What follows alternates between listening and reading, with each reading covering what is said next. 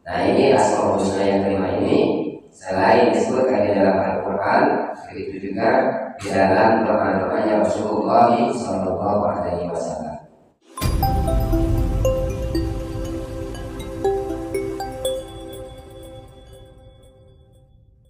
Setiap bulannya kita bisa hadir untuk mengorang atau itu kembali pada diri kita masing-masing. Teori mungkin ada yang lebih paham, ada yang bisa, ada yang lebih hebat, tetapi belum tentu bisa mempraktekkan apa yang diucapkan atau yang disebutnya. Hadirnya kita pada pagi hari ini merupakan nikmat dari Allah Subhanahu Wa Taala. Kalau minggu kemarin atau lebih mungkin kena cuaca hujan, maka jemaahnya bisa hitung jari.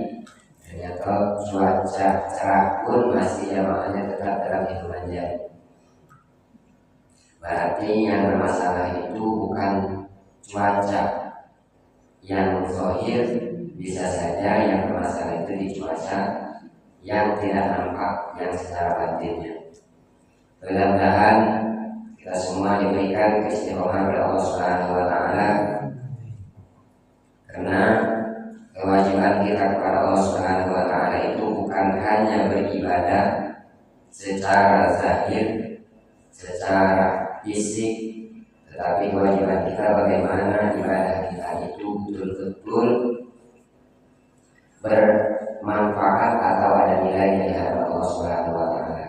Bagaimana supaya ibadah kita itu diterima atau betul-betul dilihat atau dibaca oleh Allah Subhanahu Wa Taala? Salah satu bentuknya adalah dengan belajar atau menuntut ilmu. Jadi kita mewajibkan masjid kita ini, tempat ibadah kita ini bukan hanya untuk ibadah secara fisik, tapi bagaimana kita juga bisa mewajibkan tempat ini untuk kita menunaikan kewajiban kita menuntut ilmu. Bapak Ibu jemaah sekalian dirahmati oleh Allah Subhanahu Wa Taala. Kesempatan ini juga mari kita bersolawat kepada junjungan kita Nabi Agung Nabi besar Nabi Muhammad Sallallahu Alaihi Wasallam. Allahumma sholli wa sallim wa barik alaihi. Para jemaah sekalian dirahmati oleh Allah Subhanahu Wa Taala, kita melanjutkan kajian Asmaul Husna kita. Ini di pertemuan kali ini kita akan melanjutkan mengenal Asmaul Husna Al-Qudus. Qala al-Musanniq rahimahullah ta'ala ulumihi bitaraini amin. Al-Qudus zukira fil Qur'an al-Karim al-awwalu fi suratil Hasyr. Jadi Al-Qudus ini disebut sebagai Asmaul Husna bukan hanya kita sebut saja, tapi disebutkan juga oleh Allah Subhanahu Wa Ta'ala di dalam Al-Quran. Yang pertama terdapat di dalam surat Al-Hasyr. A'udzu billahi minasyaitonir rajim. Huwallahu alladzi la ilaha illa hu al-malikul al-qudus. Wallahu alladzi la ilaha illa hu al-malikul qudus. Ini yang pertama. Kemudian yang kedua disebutkan juga di dalam Al-Quran di suratil Jumu'ah. Yusabbihu lillahi ma fis samawati wa ma fil ardil malikil qudus. Kemudian Al-Qudus juga disebutkan di dalam hadis yang sahih. Rasulullah Shallallahu Alaihi Wasallam itu setiap selesai sholat witir dia berdoa kepada Allah, yang mengucapkan kalimat Subhanal Malikil Qudus, Subhanal Malikil Qudus, Subhanal Malikil Qudus. Dan di riwayat yang lain dari Aisyah radhiyallahu anha bahwa Rasulullah Shallallahu Alaihi Wasallam terkadang di dalam sholatnya pada saat rukuk dan sujud dia juga menyebutkan Subhanal Malikil Qudus Rabbul Malaikati wa Ruh. Nah, ini Asmaul Husna yang kelima ini selain disebutkan di dalam Al-Quran, begitu juga di dalam doa-doanya Rasulullah Sallallahu Alaihi Wasallam. Bapak Ibu yang sekalian dirahmati oleh Allah Subhanahu Wa Taala, Al-Qudus huwallazi taqaddasat dzatuhu wa sifatuhu wa af'aluhu an kulli ma yaliqu bi jalalihi wa bi kalamihi wa bi jamalihi. Yang artinya Al-Qudus itu adalah sesuatu yang kita mensucikan Allah Subhanahu wa taala itu, baik zatnya Allah Subhanahu wa taala, baik itu sifat-sifatnya Allah Subhanahu wa taala, baik itu af'alnya Allah Subhanahu wa taala, perbuatan-perbuatan Allah Subhanahu wa taala, an kulli ma yaliqu bi jalalihi wa bi kalamihi wa bi jamalihi, dari sesuatu yang tidak pantas kita sandingkan kepada Allah Subhanahu wa taala dengan besarnya Allah, bi jalalihi wa bi kamalihi, dari kesempurnaannya Allah Subhanahu wa taala, dan wa bi jamalihi, dan keindahannya Allah Subhanahu wa taala. Jadi kita mensucikan Allah Subhanahu wa taala dari sesuatu yang tidak pantas kita sematkan kepada Allah. Karena Allah Subhanahu wa taala itu, yang mana kita tahu Allah itu jalaliyah, Allah itu maha berkuasa, maha besar. Kemudian Allah juga kamaliyah, Allah itu maha sempurna. Wa bi jamalihi, dan Allah itu maha indah. Indah perbuatannya, indah sifatnya. Nah, kita mensucikan Allah Subhanahu wa taala dari sesuatu yang tidak pantas untuk Allah Subhanahu wa taala. Yang pertama, kita mensucikan Allah Subhanahu wa taala dari zatnya. Jadi taqaddasat zatuhu an hajat, mensucikan Allah Subhanahu wa taala bahwa Allah Subhanahu wa taala itu tidak butuh kepada kita. Jadi taqaddasat zatuhu, kita mensucikan zatnya Allah Subhanahu wa taala itu anil hajat, dari berhajatnya Allah Subhanahu wa taala itu kepada kita. Mungkin timbul dalam pertanyaan kita, kenapa Allah Subhanahu wa taala itu memerintahkan kita untuk taat, untuk beribadah kepada Allah? Allah memerintahkan kita untuk sholat, Allah memerintahkan kita untuk zakat, Allah memerintahkan kita untuk berpuasa, Allah memerintahkan kita untuk melaksanakan ibadah haji, Allah memerintahkan kita untuk taat kepadanya. Apakah Allah butuh dengan ketaatan kita itu? Allah tidak butuh. Jadi taqaddasat zatuhu anil hajat, kita mensucikan Allah Subhanahu wa taala itu dari berhajatnya Allah, butuhnya Allah terhadap diri kita. Terus apa pentingnya, apa efeknya, apa maknanya Allah memerintahkan kita itu? Kalau disebutkan di dalam Al-Quran, man 'amila shalihan falinafsi wa man asaa fa'alaiha wa ma rabbuka bizallamin lil 'abid. Man 'amila shalihan, siapa yang melakukan kebaikan, falinafsi, kebaikan yang dilakukan itu untuk dirinya sendiri. Wa man asaa fa'alaiha, dan barang siapa yang melakukan keburukan itu juga kembali kepada dirinya sendiri. Wa ma rabbuka bizallamin lil 'abid, sedikit pun Tuhanmu itu dengan hamba-hambanya tidak akan berlaku zalim. Allah sedikit pun tidak berlaku zalim kepada kita. Jadi semuanya itu kembali kepada diri kita. Maka disebutkan di dalam hadis qudsi, qala Allah Ta'ala fi hadisil qudsi, Allah Subhanahu wa taala berfirman, ya ibadi, wahai hamba-hambaku, lau anna awwala minkum wa akhirakum wa insakum wa jinnakum kanu ala afjari qalbi rajulin wahidin minkum ma naqasa dzalika min mulki syai'an. Apa kata Allah Subhanahu wa taala? Wahai hamba-hambaku, lau anna awwala minkum wa akhirakum, jikalau orang yang pertama di antara kalian, berarti dari Adam alaihissalam, wa akhirakum, dan orang yang terakhir di antara kalian, berarti nanti orang yang sampai akhir zaman, wa insakum wa jinnakum, dari golongan manusia dan jin.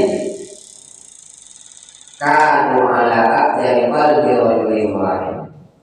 Mereka itu seburuk-buruknya manusia.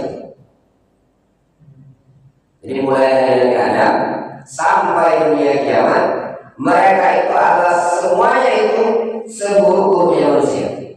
Tak kata yang taat kepada Allah, tak kata yang menyembah Allah Subhanahu wa taala, semuanya kafir, semuanya bermaksiat kepada Allah Subhanahu wa taala. Mana qasa min zalika min mulki syai'an.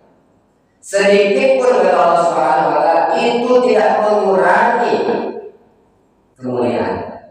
Itu tidak membuat Allah hina.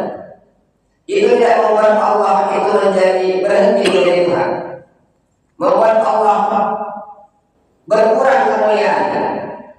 Sedikit pun tidak. Mana qasa min zalika min mulki syai'an. Yang demikian itu sedikit pun tidak mengurangi kerajaan Allah Subhanahu wa taala. Mulai dari Nabi Adam, orang yang pertama diciptakan oleh Allah Subhanahu wa taala, sampai dunia kiamat, satu pun manusia itu tidak ada yang taat dan patuh kepada Allah Subhanahu wa taala. Mana qasa min zalika min mulki syai'an. Yang demikian itu sedikit pun tidak mengurangi kerajaan Allah Subhanahu wa taala. Sebaliknya, ya ibadi law anna awwalakum wa akhirakum wa insakum wa jinnakum kanu ala aqwali rajulin wahidin minkum ma zada min mulki syai'an. Allah juga mengatakan, wahai hamba-hambaku, mulai sejak Allah menciptakan manusia sampai dengan dunia kiamat, semua orang itu kelakuannya seperti Nabi Muhammad SAW. Semuanya jalan baik, semuanya taat, semuanya beribadah, semuanya melakukan segala perintah-perintah Allah. Mazada min mulki syai'an. Yang demikian itu pun kata Allah Subhanahu wa taala tidak menambah kerajaan, tidak menambah kemuliaan, tidak menjadikan taat kita itu menjadi Allah di dunia, tidak. Dengan sholatnya kita, dengan zakatnya kita, dengan sedekahnya kita, dengan puasanya kita, dengan zikirnya kita, dengan baca Qur'annya kita, itu sedikit pun kata Allah masa dan mulki syai'an. Itu tidak menambah kerajaan, itu tidak menambah kemuliaan. Terus untuk apa? Semuanya kembali kepada diri kita. Makanya disebutkan dalam hadis yang lain Rasulullah SAW menyebutkan ad-dunya masra'atil akhirah. Dunia itu tempat kita bercocok tanam. Ibaratnya sekarang ini kita lagi investasi, lagi nanam. Ibarat berkebun itu lagi bercocok tanam. Apa yang kita tanam saat kita hidup di dunia ini, itulah yang akan kita petik nanti. Apa yang kita tabur, apa yang kita lakukan di dunia, kebaikan yang kita lakukan, itu yang akan kita dapatkan nanti di akhirat. Begitu juga sebaliknya, jika keburukan yang kita lakukan, maka itu juga yang akan kita dapatkan. Maka disebutkan tadi dalam Al-Quran, wa ma rabbuka bizallamin lil 'abid. Allah sedikit pun tidak berlaku zalim terhadap hamba-hambanya. Jadi yang pertama ini Al-Qudus maksudnya taqaddas zatuhu anil hajat. Jadi maha suci Allah, maha suci zatnya Allah Subhanahu wa taala dari bergantungnya dia kepada makhluk. Allah tidak butuh dengan kita, tetapi kita lah yang butuh kepada Allah Subhanahu wa taala. Para jemaah sekalian rahmati Allah Subhanahu wa taala. Kemudian mensucikan zatnya Allah Subhanahu wa taala anil mujib, dari mengadakan. Jadi kita mensucikan Allah Subhanahu wa taala itu mengatakan bahwa Allah itu diadakan. Ini satu. Karena disebutkan dalam Al-Quran itu qul huwallahu ahad, Allahus samad, lam yalid wa lam yulad wa lam yakul lahu kufuwan ahad. Allah itu tidak butuh dengan kita. Allah itu memang yang mengadakan kita, dan Allah itu memang sudah ada. Wa anil imkan, mensucikan zat Allah Subhanahu wa taala itu anil imkan, dari kata-kata mungkin. Apa maksudnya? Mungkin iyo ada, mungkin iyo tidak ada. Nah, Allah Maha Suci dari asma-Nya. Berbeda dengan kita. Kalau kita saat ini ada, dan mungkin besok tidak ada. Sebaliknya juga sama. Di tahun 1980 kita mungkin belum ada, tetapi saat ini kita sudah menjadi ada. Nah, tetapi Allah Subhanahu wa taala juga tidak semacam itu. Allah Subhanahu wa taala itu wajibul wujud. Seperti yang kita pahami atas yang kita pelajari di Asmaul yang pertama. Ya, yang pertama itu Allah Subhanahu wa taala itu wajibul wujud. Allah itu pasti ada. Jadi maksudnya Allah Subhanahu wa taala dari kata mungkin. Wa anisyibhi, mensucikan Allah Subhanahu wa taala, zatnya Allah Subhanahu wa taala anisyibhi, dari yang serupa. Jadi jangan sekali-kali kayaknya Allah Subhanahu wa taala itu semacam ini. Maksudnya Allah tidak semacam itu. Makanya disebutkan di dalam Al-Quran itu laisa kamitslihi syai'un. Allah tidak serupa dengan sesuatu apa.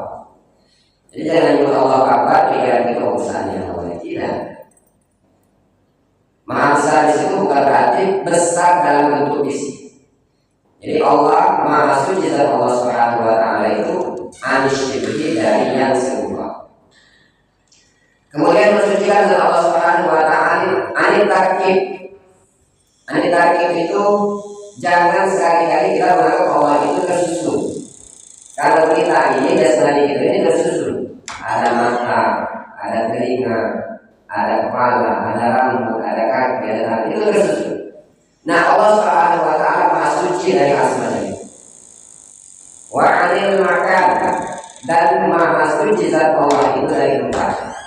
Ini sering ada permasalahan. Jadi permasalahan. Allah itu Maha Suci dari tempat. Jadi jangan sekali-kali mengatakan di mana Tuhan Allah di atas. Ini merusak akidahnya. Di mana Allah Subhanahu wa taala? Allah Subhanahu wa taala itu di mana-mana. Ini merusak. Ini merusak akidahnya. Kenapa? Kita mensucikan zat Allah Subhanahu wa taala itu anil makan, dari tempat. Allah Subhanahu wa taala itu sudah ada sebelum kata ada itu ada. Jadi Allah itu sudah ada sebelum ada katanya ada. Begitu juga Allah sudah ada sebelum adanya tempat. Jadi jangan kita menganggap Allah itu di atas, berarti tempat duluan kepada Allah. Nah, ini akhirnya harus namanya. Jadi jangan sekali-kali Maha Suci Allah Subhanahu wa taala itu anil makan. Allah itu suci, atau jangan kita menganggap bahwa Allah Subhanahu wa taala itu bertempat. Kemudian taqaddasat zatuhu an idrakil hawas. Maha suci zat Allah Subhanahu wa taala itu dari didapati dari panca indera. Jadi Allah Subhanahu wa taala itu tidak bisa didapati oleh panca indera, baik itu dengan rasa, baik itu dengan penglihatan, dengan pendengaran, dan yang lainnya. Bapak Ibu jelaskan kepada Allah Subhanahu wa taala. Ini yang dimaksud dengan Al-Qudus secara zatnya Allah Subhanahu wa taala. Maha Suci Allah Subhanahu wa taala secara zatnya, baik itu dari tempat, dari butuhnya kepada kita, dari serupa, dan dari diadakan maupun tersusunnya Allah Subhanahu wa taala. Kemudian yang kedua, taqaddasat sifatuhu minal jahli wal ajzi wa 'anil ittirari wa 'anil taghayyuri wa minas sahwi wal ghaflah. Maha suci sifatnya Allah Subhanahu wa taala itu minal jahli, dari sifat bodoh, dari sifat tidak tahu. Maksudnya Allah. Kemudian wa 'anil ajzi, dan dari sifat lemah. Allah itu qadirun ala kulli syai'. Allah itu sangat mampu terhadap segala sesuatu. Jadi maksudnya Allah, kita sucikan Allah secara sifat dari sifat lemah. Wa 'anil ittirar, dari keterpaksaan. Ini terkadang mungkin sering juga dalam kehidupan kita menganggap seolah-olah kita yang berkuasa, Allah sebagai budak. Apa contohnya? berdoa. Dalam doa itu kadang kita segala sesuatu kita sebut dulu. Ya Allah, aku ingin kaya. Ya Allah, aku ingin sehat. Ya Allah, aku ingin ini, aku ingin itu. Sebut dulu.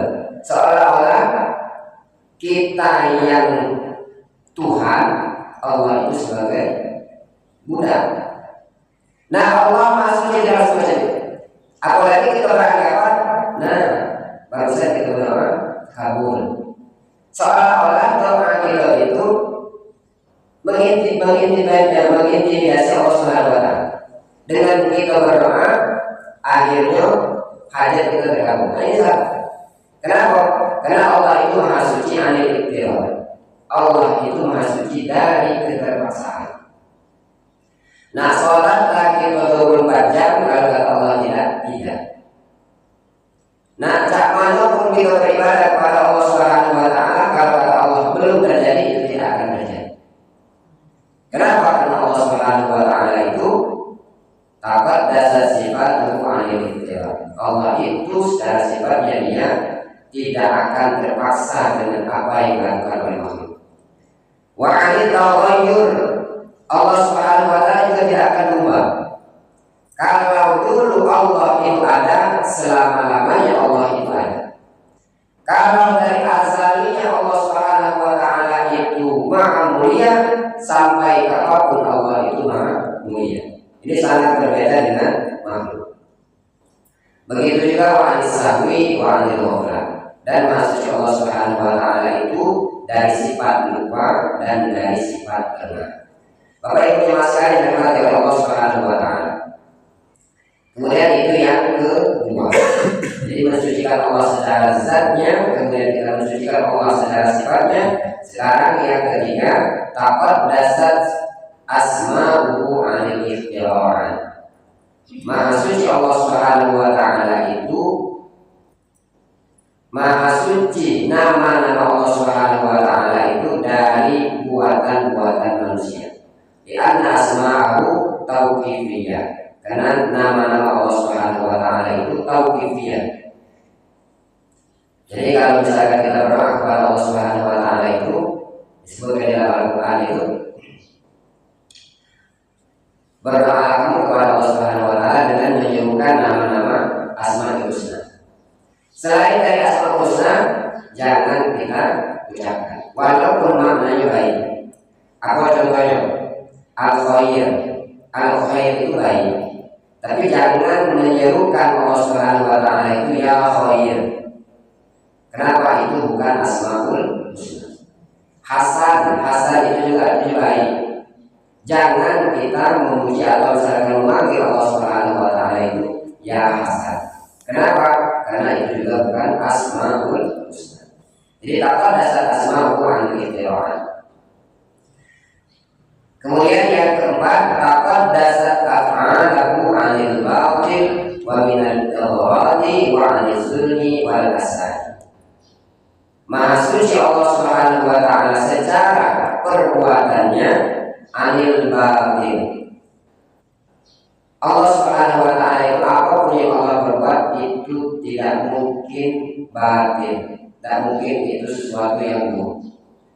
Wa anil idhrati, dan segala sesuatu yang Allah lakukan itu Allah tidak butuh, Allah tidak mengharapkan manfaat dari apa yang Allah lakukan.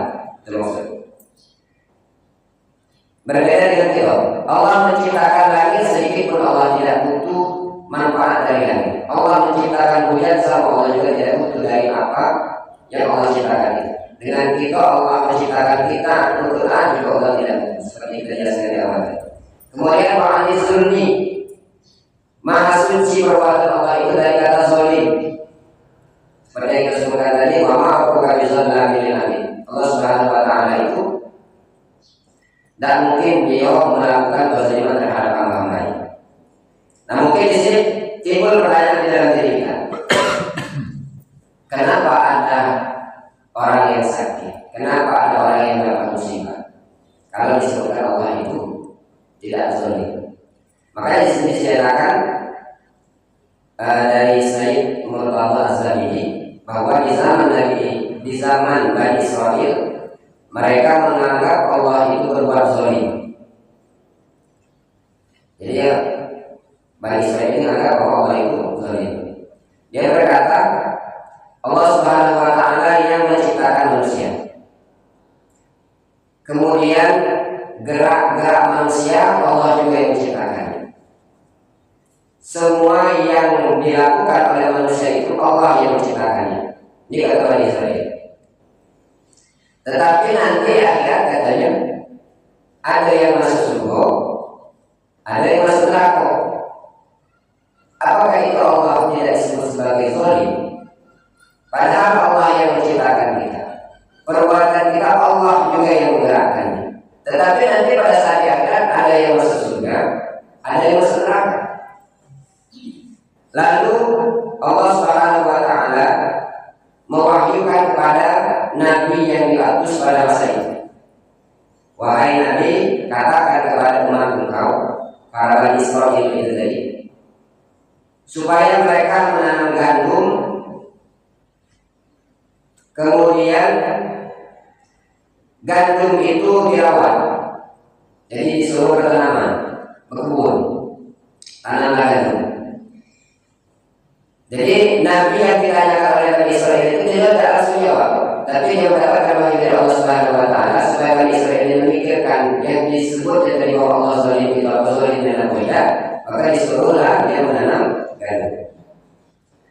Setelah beberapa waktu akhirnya dapat memanen hasil tanaman mereka, dan setelah mereka memanen lalu mereka bersihkan. Kemudian gandum yang sudah bersih mereka masukkan ke dalam wadah lalu dibawa pulang. Jadi gandum yang sudah ditanam, sudah dirawat, sudah dipupuk, akhirnya datang masa panen. Pada saat dipanen, gandum yang sudah dibersihkan, yang sudah dia pilih-pilih itu tadi, mana yang layak, maka itu yang dia masukkan ke dalam wadah dibawa pulang. Adapun sisa-sisa gandum dibakar oleh mereka. Jadi sisa-sisa yang tidak ada isinya tadi, kalau ibarat padi itu yang tidak ada isinya, itu dibiarkan oleh mereka, kemudian dibakar. Kemudian Allah Subhanahu wa taala dengan perkataan Nabi ini berkata kepada Bani Israil itu, kenapa engkau menanam gandum, kemudian engkau merawatnya, tetapi pada saat panen ada yang engkau bawa pulang, tetapi ada yang engkau biarkan dan engkau makan. Lalu Bani Israil tadi tentu dia menjawab, lah siapa yang ingin aku bawa dan ada manfaatnya. Yang ini aku bawa pulang dan aku simpan. Nah, lalu Allah Subhanahu wa taala berfirman kepada Nabi yang diutus pada saat itu, sampaikan kepada Bani Israil semacam itulah kehidupan. Mereka yang layak untuk aku masukkan di dalam surga, aku masukkan di dalam surga, tetapi mereka yang tidak layak, aku bakar dia di neraka. Sekarang Bani Israil yang menangkan dunia, apakah dia zalim terhadap gandum yang dia bakar? Tidak. Dan begitulah Allah Subhanahu wa taala. Jadi perbuatan Allah Subhanahu wa taala itu taqaddasat af'aluhu anis zulmi. Maha suci Allah Subhanahu wa taala itu dari berbuat zalim kepada hamba. Jadi kalau nanti kita dimasukkan ke dalam surga Allah Subhanahu wa taala itu karena rahmatnya Allah Subhanahu wa taala, karena itulah yang kita lakukan selama hidup kita di dunia, dan begitu juga sebaliknya jika nanti kita dimasukkan nauzubillah ke dalam neraka, itu bukan karena Allah zalim kepada kita, tetapi itulah keadilan Allah Subhanahu wa taala. Kemudian taqaddasat af'aluhu 'anil asar. Maha suci Allah Subhanahu wa taala itu, perbuatan-perbuatan Allah Subhanahu wa taala itu 'anil asar, dari berbuat jahat kepada hamba. Bapak Ibu yang sekalian dari mati Allah Subhanahu wa taala, kalau tadi kita mensucikan Allah Subhanahu wa taala baik itu secara zatnya, secara sifatnya, secara asma'nya, dan secara afalnya. Lalu bagaimana bentuk hamba Allah Subhanahu wa taala yang beriman, yang percaya bahwa Allah itu Maha Suci? Yang pertama, orang yang beriman atau orang yang percaya bahwa Allah itu Maha Suci, dia akan mensucikan dirinya dari melakukan perbuatan-perbuatan buruk. Mensucikan dirinya baik secara zahir maupun secara batin. Secara zahir mensucikan diri kita dengan bertaubat kepada Allah Subhanahu wa taala. Jadi tabat dasar jawarihamu anil maksiyah. Kita sucikan diri kita ini dari melakukan kemaksiatan kepada Allah Subhanahu wa taala. Itu berarti kita percaya bahwa Allah itu Maha Suci. Kemudian kita mensucikan diri kita secara batin, jangan menganggap diri kita lebih suci dan lebih mulia dibandingkan orang lain. Disebutkan oleh Imam Ghazali, kalau masih ada di dalam diri kita menganggap diri kita paling hebat, paling mulia, paling suci, berarti diri kita masih bermasalah dan masih kotor. Kenapa? Karena Allah Subhanahu wa taala di dalam Al-Qur'an menyebutkan, "Ala tuzakku anfusakum huwa a'lamu biman yattaqu." Jangan sekali-kali kamu menganggap dirimu paling suci, paling mulia, karena Allah lah yang paling tahu siapa orang yang paling bertakwa kepada Allah Subhanahu wa taala. Secara fisik mungkin pisau kita poles, bagi kopiah, bagi peci, bagi sarung, datang terus ke masjid menganggap seolah-olah kita paling hebat. Belum tentu. Kenapa? Bisa saja yang mereka di luar sana itu lebih bertakwa kepada Allah Subhanahu wa taala. Jadi jangan sampai kita menganggap diri kita paling hebat, paling mulia dan paling suci dibandingkan oleh makhluk-makhluk Allah yang lain. Mungkin itu saja bisa saya sampaikan pada kesempatan ini. Semoga Allah Subhanahu wa taala memberikan bimbingan kepada kita, memberikan hati yang suci, memberikan hati yang bersih, memberikan hati yang bisa menganggap bahwa kalau ada manusia yang paling buruk dalam kumpulan ini, maka diri kita yang paling buruk. Kalau ada di antara kumpulan manusia, di situ terdapat orang yang paling mulia, dianggap bahwa bukan diri kita yang paling mulia. Oleh sebab itu, kita berharap kepada Allah Subhanahu wa taala menghindarkan kita dari sifat sombong, sifat riya, sifat ujub, ataupun sifat-sifat yang buruk yang lainnya, sehingga apapun yang kita lakukan benar-benar untuk mendapatkan keridhaan dari Allah Subhanahu wa taala. Amin amin ya rabbal alamin. Wallahu a'lam bishawab. Wassalamualaikum warahmatullahi wabarakatuh.